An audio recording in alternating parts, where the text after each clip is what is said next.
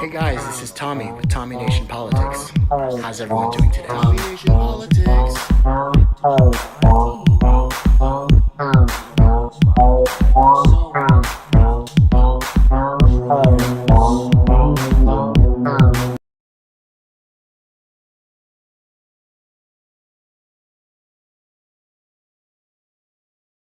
U.S. employees returned to U.S. meat plants on Wednesday, a day after the company's beef operations ground to a halt due to a ransomware attack believed to be perpetrated by a notorious hacking group based in Russia.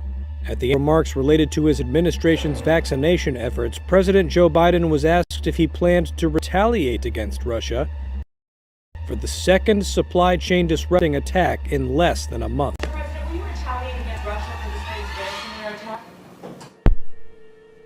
I'm looking closely at that issue. Do you think Putin is testing you? No. Earlier, White House spokeswoman Jen Psaki said she expected Biden to discuss the spate of ransomware attacks with Russian President Vladimir Putin at their summit in Geneva on June 16th. President Biden certainly thinks that President Putin and the Russian government has a role to play in stopping and preventing these attacks. Responsible states do not harbor ransomware criminals. A source with direct knowledge of the latest ransomware attack told Reuters on Wednesday that the Russian cyber gang responsible goes by the name R-Evil, which attacked Apple supplier Quanta Computer earlier this year, demanding a ransom of $50 million for the company to regain access to its systems. The ransomware attack on JBS, the world's largest meat producer, also follows one in May by another group with ties to Russia against Colonial Pipeline, the largest fuel pipeline in the United States, which said it paid $4.4 million ransom to the hackers. Officials said JBS plants were expected to return to full capacity in the next couple of days, and the company said in a statement on Tuesday night that it had made, quote, significant progress in resolving the cyber attack. Well, we've been arguing about pronouns here in the United States and wondering why 2x4s now cost $9 a piece. There's real drama unfolding in Europe. Tensions between Ukraine and Russia are the highest they have been in a very long time. And we get some sense that there are political elements, mostly in the Democratic Party, not exclusively though, who would like to see a war in Europe.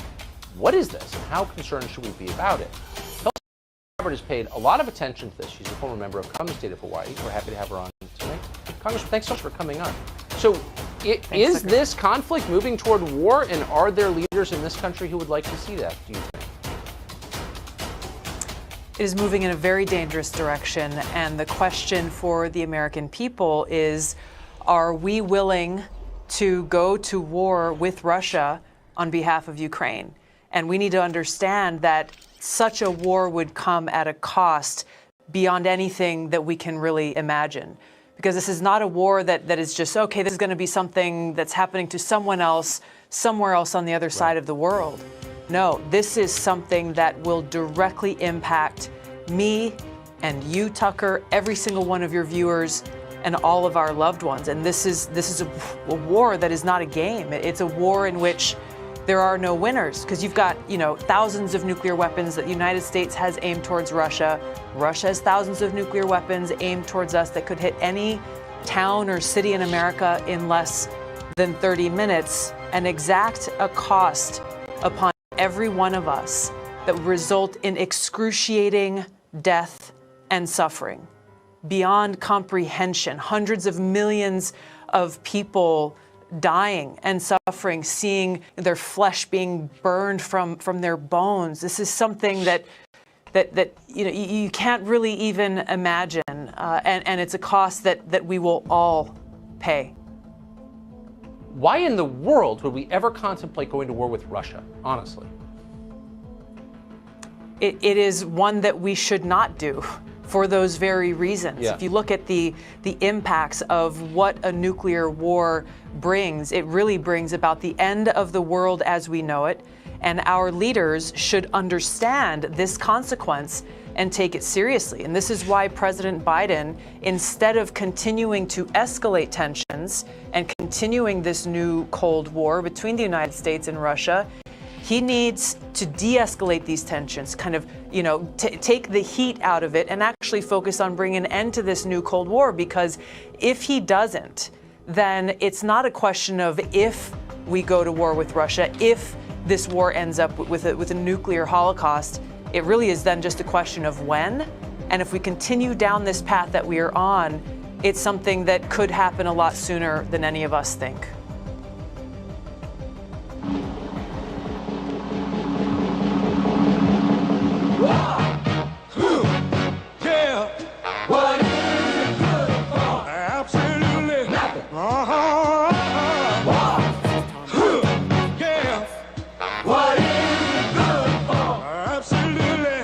And I read this malarkey that comes out of your meetings. And I say, whoa, wait a minute. I hope everyone will drop this stereotypical malarkey. Mr. President, is this more of this Texas malarkey? I guarantee you, Barack Obama ain't taking my shotguns, so don't buy that malarkey. With all due respect, that's a bunch of malarkey. He cares about the middle class? Give me a break. That's a bunch of malarkey. It's more than malarkey, man. It's more than malarkey. So this idea is a bunch of malarkey, what we're talking about here. Hey there, I'm Chris Hayes from MSNBC. Thanks for watching MSNBC on YouTube. If you want to keep up to date with the videos we're putting out, you can click subscribe just below me, or click over on this list to see lots of other great videos.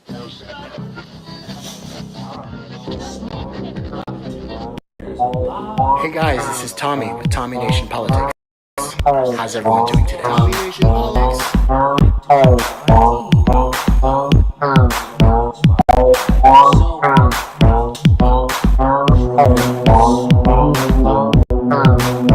This is one of the most urgent problems for civilized man. He has created civilization to give himself security.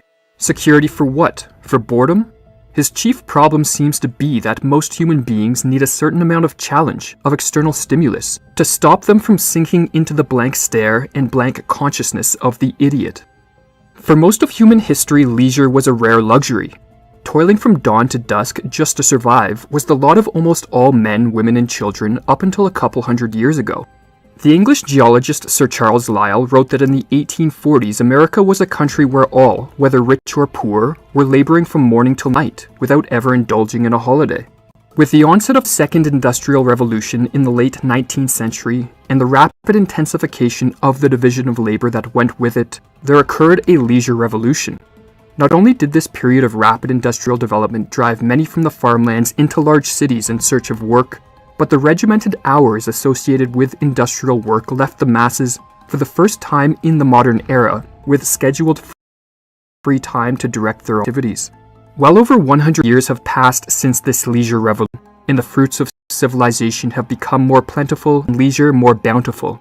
Perhaps more than at any point in the history of civilization, the average individual today is free from the daily struggle for survival. But with this newfound freedom, a crucial question confronts each of us, that being, what are we free for? In other words, how are we going to use the time we have that is not devoted to the necessities of life? Few contemplate this question. Rather, as with many important questions regarding how to live, most people sink into conformity and implicitly assume their free time is best spent resting, relaxing, and passively consuming. And as a result, such lives assume a common mold and follow a course analogous to the one described by the 20th century philosopher Richard Taylor. Most people are, in the most ordinary sense, very limited. They pass their time, day after day, in idle passive pursuits, just looking at things, at games, television, whatever. Or they fill the hours talking, mostly about nothing of significance, of comings and goings, of who is doing what, of the weather, of things forgotten almost as soon as they are mentioned. They have no aspirations for themselves beyond getting through another day doing more or less what they did yesterday. They walk across the stage of life, leaving everything about as it was when they entered, achieving nothing, aspiring to nothing, having never a profound or even original thought. Most of the time Joe Biden conducted himself in Cornwall as the familiar foreign diplomat he's always been when he was Vice President, there was some concern about his mental capacity, which is just painful to watch sometimes. You know, I know Chris Kenny says the man should be in a home, and sometimes I can't disagree, and he shouldn't be leading the country. But take a look at this footage of the president wandering around, lost in a cafe in England. It was posted on Friday and largely ignored by mainstream media. How are your meetings going in Cornwall, Mr. President? I beg your pardon? How are your meetings going here in Cornwall? Very well. Come on.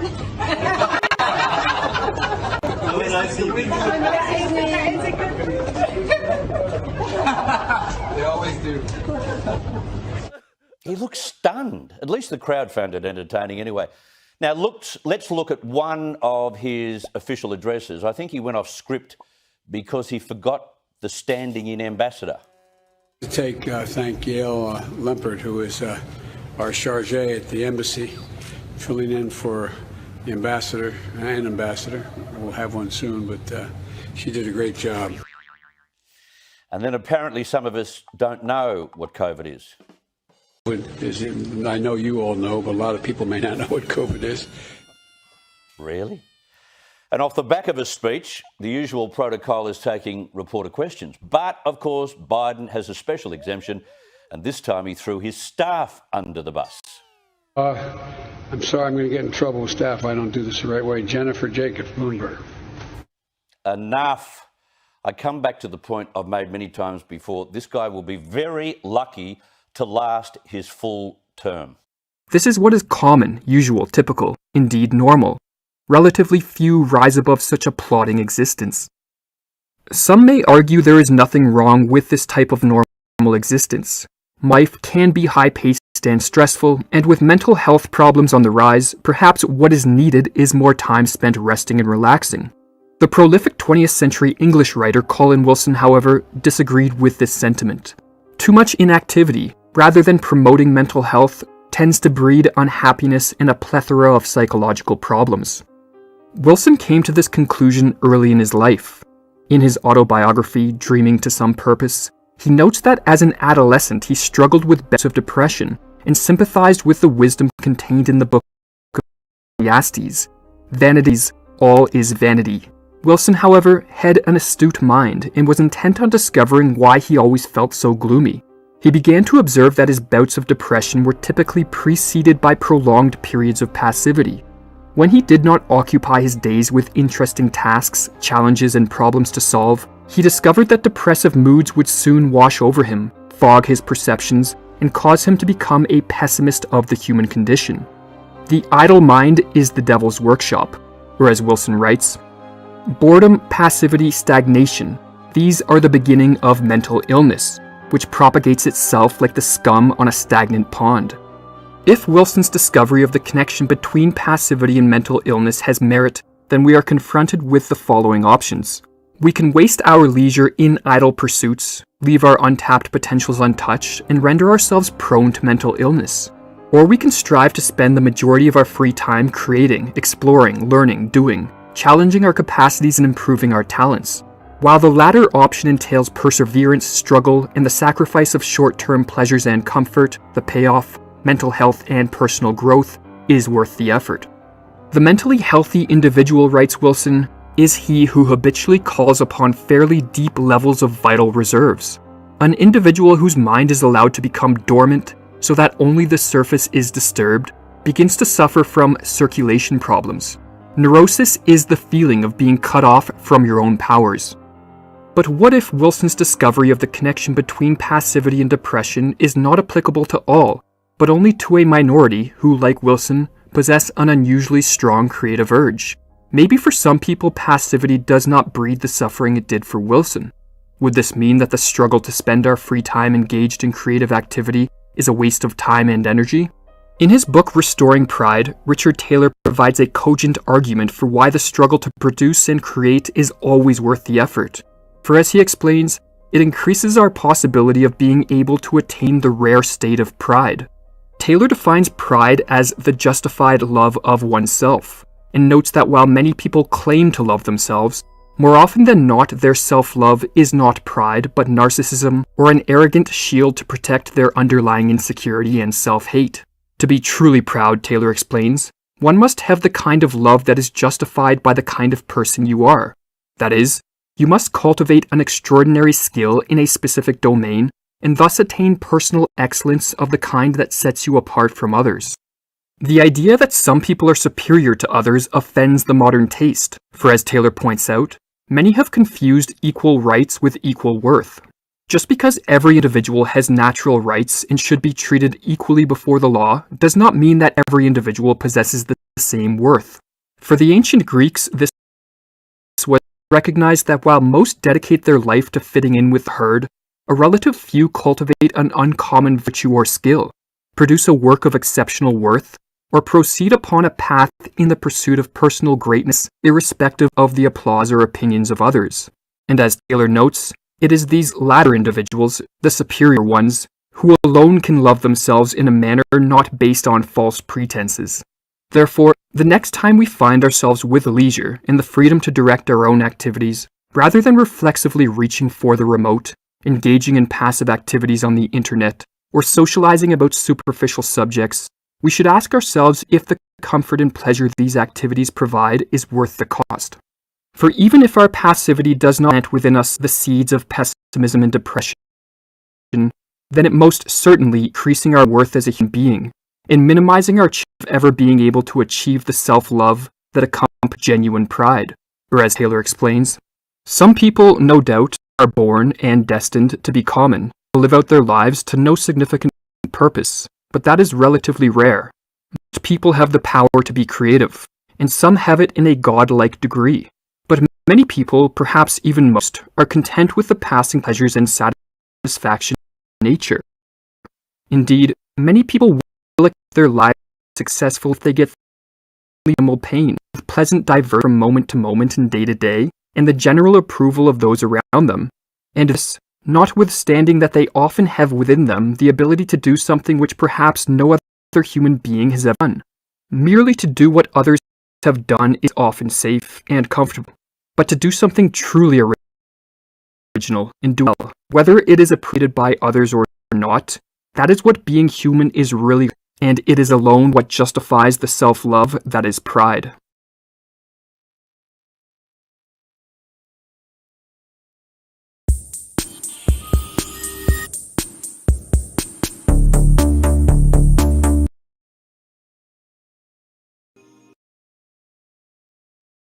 But I want to get back to Pete Buttigieg. And his comment about experience. Pete, you'll agree that the service that we both have provided to our country as veterans by itself does not qualify us to serve as commander-in-chief. I think the most recent example of your inexperience in national security and foreign policy came from your recent careless statement about how you as president would be willing to send our troops to Mexico to fight the cartels. As commander-in-chief, leader of our armed forces, I bring extensive experience serving for 7 years in Congress, on the Foreign Affairs Committee, on the Armed Services Committee, on the Homeland Security Committee, meeting with leaders of countries around the world, working with military commanders of different commands, dealing with high-level national security briefings, understanding what's necessary, the preparation that I've gotten to walk in on day one to serve as Commander-in-Chief. Congresswoman, thank you. Mr. Mayor, I'll allow you to respond. I know that it's par for the course in Washington to take remarks out of context, but that is outlandish even by the standards of today's politics. Are you saying that you didn't say that? I was talking about U.S.-Mexico cooperation. We've been doing security cooperation with Mexico for years, with law enforcement cooperation and a military relationship that could continue to be developed with training relationships, for example. Do you seriously think anybody on this stage is proposing invading Mexico? That's not what I said. I'm talking about building up alliances. And if your question is about experience, let's also talk about judgment. One of the foreign leaders you mentioned meeting was Bashar al-Assad. I have, in my experience, such as it is, whether you think it counts or not, since it wasn't accumulated in Washington, enough judgment that I would not have sat down with a murderous dictator like that. Congresswoman Gabbard, let me allow you to respond. Thank you. You were asked directly whether you would send our troops to Mexico to fight cartels, and your answer was yes. The fact checkers can check this out. No. But your point about judgment is absolutely correct. Our commander-in-chief does need to have good judgment. And what you've just pointed out is that you would lack the courage to meet with both adversaries and friends to ensure the peace and national security of our nation. I take the example of those leaders who have come before us, leaders like JFK, who met with Khrushchev, like Roosevelt, who met with Stalin, like Donald Trump, Reagan, who met and worked with Gorbachev. These issues of national security are incredibly important. I will meet with and do what is necessary to make sure that no more of our brothers and sisters in uniform are needlessly sent into harm's way fighting regime change wars that undermine our national security. I'll bring real leadership and experience to the White House. I've got to respond Senator to Sanders, I'm going to have Original point. Hey there, I'm Chris Hayes from MSNBC. Thanks for watching MSNBC on YouTube. If you want to keep up to date with the videos we're putting out, you can click subscribe just below me or click over on this list to see lots of other great videos.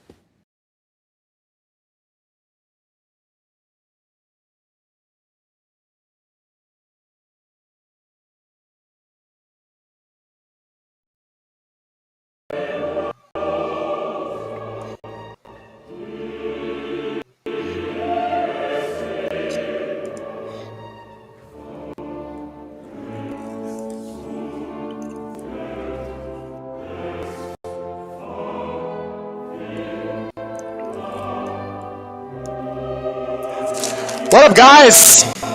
Tommy Nation Tuesday.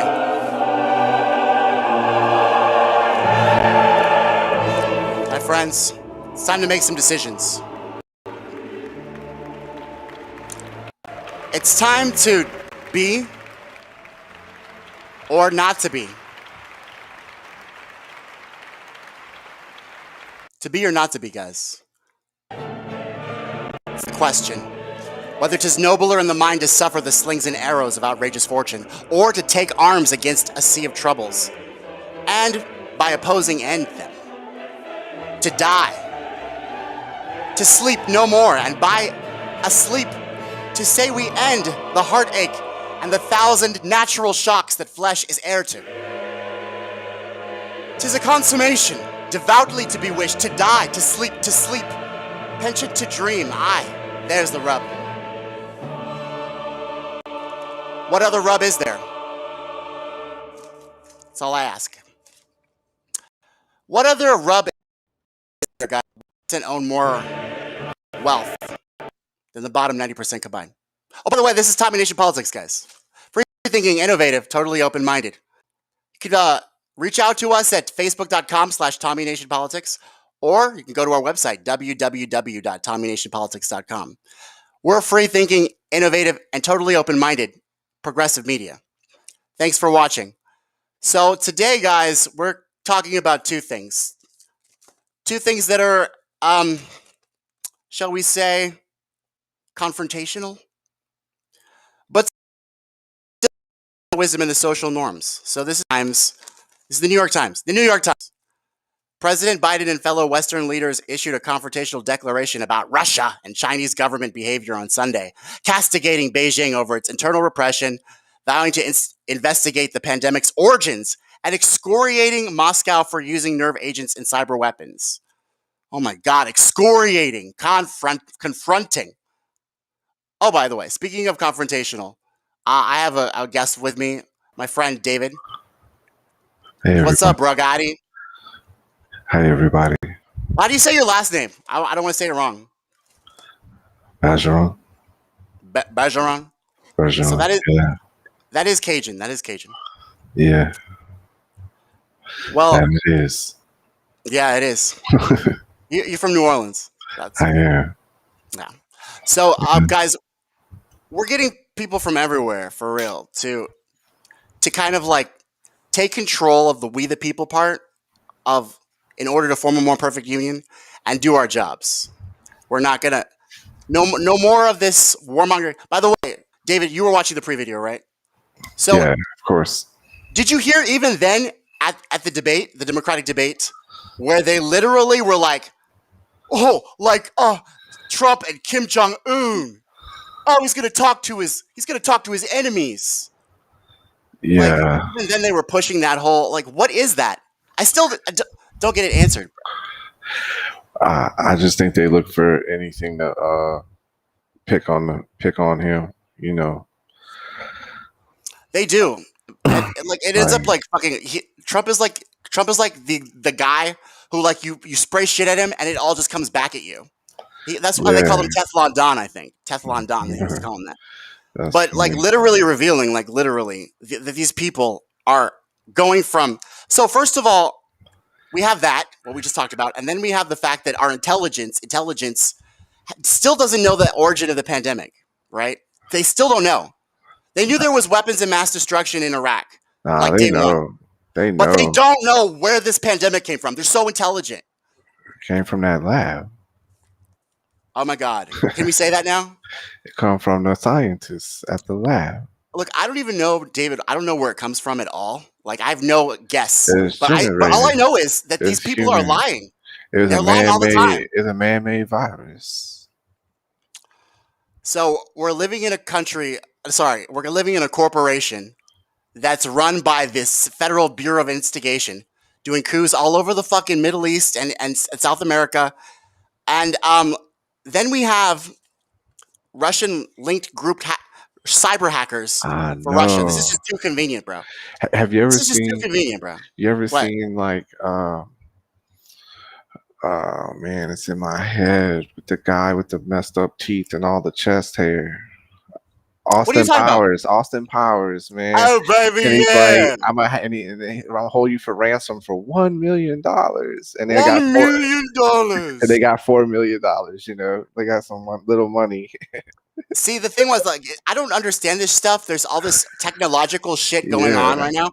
There's Bitcoin, and then there's this. Now there's ransomware, where they like literally make me. But they paid. They paid because they're the biggest. JBS is the biggest meat packing company in like ever. It's not even American companies. They originate in Brazil. Nothing originates where it is. Like our country is run by incorporated conglomerate oligarchs, and literally the board of directors is the FBI. While we're talking money, you hear they want to spend. I guess that's little money. $80 billion for their G7 project. I think it is $80 billion. What is their G7 project? I I didn't even don't get to know. the bottom of I that. didn't even give me Joe nothing. Biden was too busy having fucking gaffes all over the place. But Apparently, they according think to the they New York can. They think they can hijack 80 billion real fast. Yeah. Well, that's what they've been doing, David, since March. Yeah, They've been robbing us. hijacking. They've literally been robbing us since March. And still we have the same old conversation about, oh my God, we have to hold our nose. Literally, Kamala Harris got 0 delegates in the primary. 0. I 0. know. Nobody voted for Kamala Harris. Joe Biden was last place in the Right. Democratic primaries. This is the party that literally smells. I got to be one in. question. I got one Why? question. I have many. Go ahead. It's for Obama. What about Obama? What? I said I want to ask Obama. Do you believe Joe Biden got 18 million more votes than you did? Hell no. I don't believe that shit. Do you? You know, I think that Obama would say that he's very Hell clean and articulate, and he's a stand-up guy. He's a storybook man. Very clean, articulate. Joe Biden. 19 million. Joe Biden's clean and articulate. 19 million. So we still don't know because to sum it all up, because I don't want anybody who's watching us to miss these points that I'm making right now. So to sum it all up, he went to the G7 meeting. He did Gaff City. Looked like he usually does. Lost until Barack Obama gets in first place in the fucking convention. And now all of a sudden, all of these dots, guys, they're not being connected by the mainstream media. Obama They're won not. with 60. I mean, if I'm a round up, it was 62,600,000 or something. So let's just say 63 million. Biden gets 81 million. What does all this mean, David? Who cares? Like literally, they got alliances with every oligarch from China this is fake. to That's what it yes. is. Well, it's not. See, that's the thing, guys. This is what I'm learning, David. This is about perspective. This whole entire world is about perspective. It's about your man's trash is another man's treasure. These people, Right. literally, if Joe Biden, whatever he did, he's the president. He's the king. It is So what no, it is now. he could do whatever he wants, but he did it. And so I have to say this about Donald, bro. You should have destroyed your enemies, bro. Well, I thought that's what you put Kayleigh McEnany in there for. you know what some She was people are biting saying? him. Go ahead. Instead of being done with Trump in 2024, now people are saying you're going to have to talk about it and hear from him all the way now to 2028. 2028 what? Is when you'll stop hearing about Trump. Oh my God! Please, Jesus Christ! Don't. Okay, Instead so of it being this is my question 2024, for the right wingers. Can we please pick someone else? you know, I'm just saying, can you imagine that? Instead of it being the end of 2024, now you're not going to stop talking about Trump until 2028. But see, that's the madness, Donald, because who cares about this one man? We are literally in a nation of sheep run by pigs, owned by wolves. I hear you. Who cares about Trump? It's over. He can run again if he wants. I don't care. If he wins, I don't care. Nothing's fundamentally changing. We need that fundamental change. We need that progressive motion. We need to figure that shit out. Meanwhile, the deep state and the mainstream media, they're figuring out and strategizing as we speak with the same old strategy guide. So we've got this Russian link group hacker who's hacked a meat supplier. It goes back to Putin. How?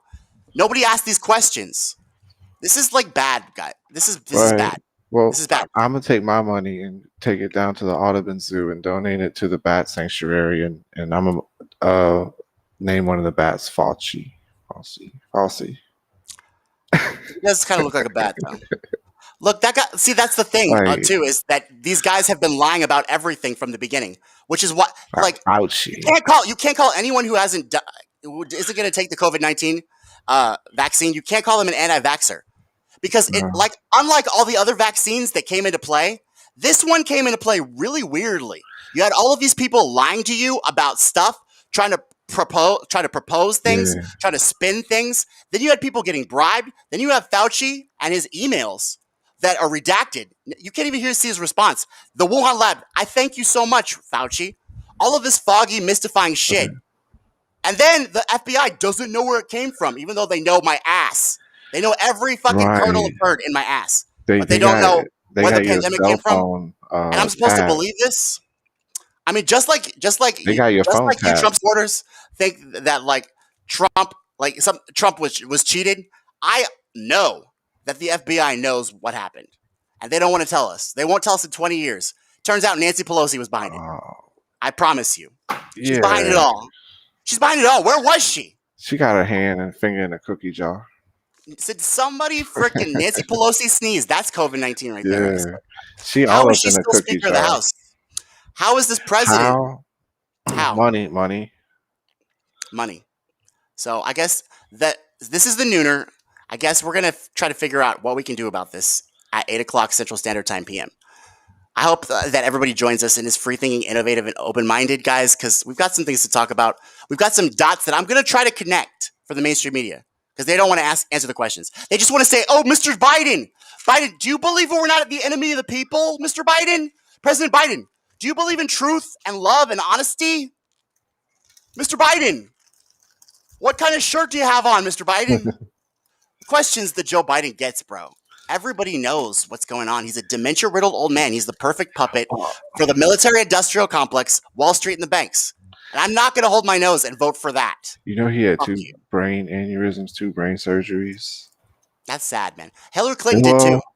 Maybe stupid neoliberals getting brain aneurysms. I can't be. I should be mean. That was. I mean, don't want. Yeah, I don't want to apologize. be mean. I'm just saying that it happened 30 years Brain ago. aneurysms. He had two brain surgeries, and I feel like the Band-Aids are falling off after 30 years. I mean, Joe Biden would put a Band-Aid on a fucking brain aneurysm surgery. Well, I'm pretty sure. You know the thing. Look, buddy.